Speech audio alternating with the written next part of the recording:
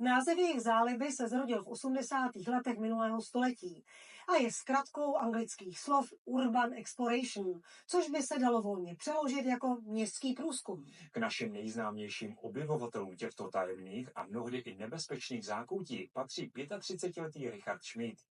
Při svých dobrodružných výpravách se řídí krédem: nezanecháš nic než stopy, neodneseš si nic než fotky.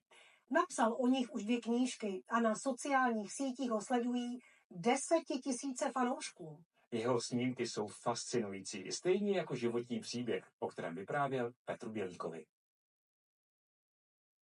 Moje dětství bylo extrémně špatný. Já jsem z rodiny, kdy můj otec byl násilník, alkoholik a gambler a v mých 6 letech nás jako opustil.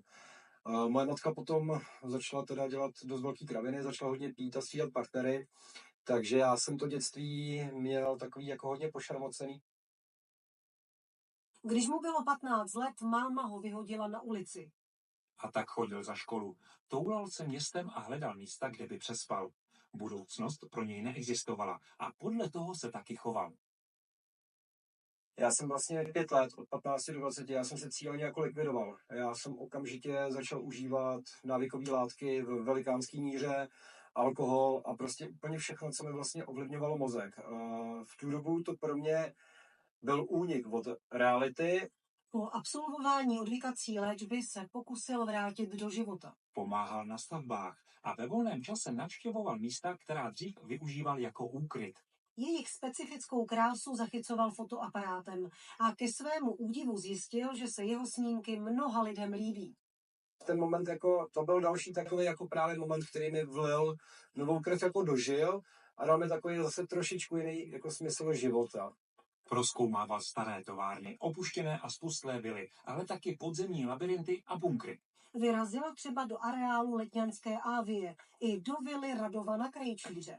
Časem mu Česko začalo být malé a kvůli zážitkům a fotkám byl ochoten objet celou Evropu. Navštívil někdejší německou elektrárnu, opuštěné vězení v Belgii, autovrakoviště ve Švédsku, kdysi nejstarší psychiatrickou léčebnu v Itálii nebo bývalou plovoucí restauraci v Polsku.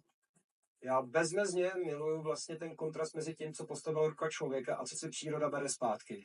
Když přijdete do 20 let opuštěný vily, která je kompletně vybavená, je to časová schránka, ale do toho už ze zdí prostě roste mech a kapraví a prostě požírá to piano pod tím, prostě to je naprosto úžasný. A mě v ten moment to vystřelí prostě úplně nahoru.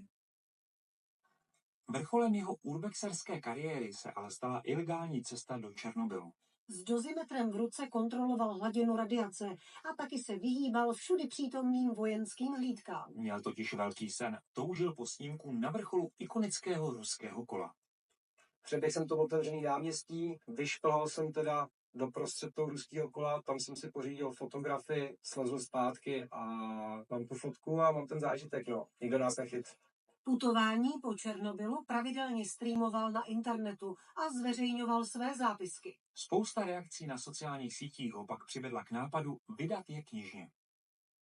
Je to zvláštní kontrast místa, kde se rodily nové životy a zároveň místa, které celý svět během sekundy přesvědčil o tom, jak je lidský život pomíjivý a jak málo stačí k tomu, aby skončil.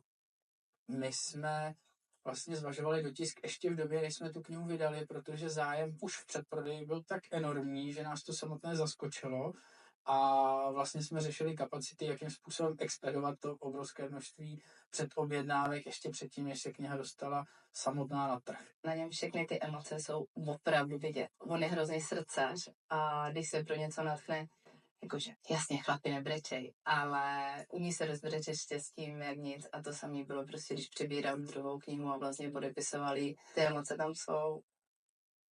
Richard se postupně vypracoval v uznávaného fotografa. Přednáší i na školách. A to nejen o urbexu, ale často i o svém životním příběhu, kterým chce motivovat mladé lidi. A navíc ještě využil své kreativity a stal se dámským kadeřníkem. Reálně jako svoji budoucnost vlastně vidím jako takovej prostě dámský urbexový kadeřník, který klidně, kdyby se domluvil jako s klientkou, že potom střihují rovnou půjde na fotit do opuštěného prostoru a vzniknou z toho boží fotky, tak mě to přijde vlastně úplně dokonalý.